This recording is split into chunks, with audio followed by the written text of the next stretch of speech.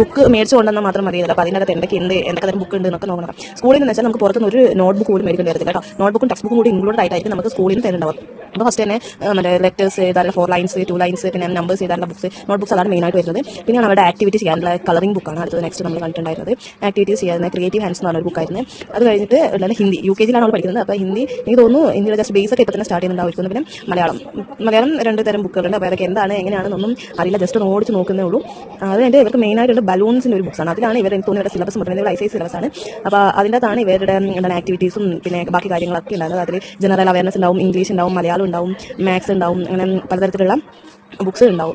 അപ്പോൾ LKG തന്നെ അവർക്ക് അത്യാവശ്യം നല്ല ബേസും കാര്യങ്ങളൊക്കെ കിട്ടിയിട്ടുണ്ടായിരുന്നു. പിന്നെ അതിൽ മെയിനായിട്ട് നമ്മൾ ഹാൻഡ് റൈറ്റിംഗ് ഇംപ്രൂവ്മെന്റ് ആക്കാൻ പറ്റുന്ന റൈറ്റിംഗ് ഉള്ള ബുക്ക് ഉണ്ടാവും. അത് മെയിനായിട്ട് ഞാൻ കണ്ടു. ഇവർ UKG പഠിക്കുന്ന ഒരു കൊച്ചിനെ ഇത്രയും ബുക്സ് ഉണ്ടോ എന്ന് കണ്ടപ്പോൾ ശരിക്കും ഞാൻ വണ്ടടിച്ച് പോയി. കാരണം വെച്ചാൽ നമ്മളൊക്കെ പഠിക്കുന്ന കാലത്ത് 1ാം ക്ലാസ്സിൽ ഞാനൊക്കെ പഠിക്കുന്ന സമയത്ത് 5th നാണ് കേട്ടോ ഹിന്ദി സ്റ്റാർട്ട് ചെയ്തത്. അപ്പോൾ നിങ്ങളൊക്കെ പഠിക്കുന്നത് എവിടെ നമ്മൾ കമന്റ് ചെയ്യണം. അപ്പോൾ നിങ്ങളുടെ മക്കൾക്കുണ്ടെങ്കിൽ അവർക്കും ഹിന്ദി ഏത് മുതലാണ് സ്റ്റാർട്ട് ചെയ്തത് എല്ലാവരും കമന്റ് ചെയ്യണം. അപ്പോൾ ഇത്രയാണ് ഇവരുടെ ബുക്സ്. നമുക്കിത് ബുക്സ് പൊതിയണം, സ്റ്റിക്കേഴ്സ് ഒട്ടിക്കണം. അപ്പോൾ ഓക്കെ, ഏകദേശം എല്ലാ സബ്ജക്റ്റും വരുന്നുണ്ടാവും.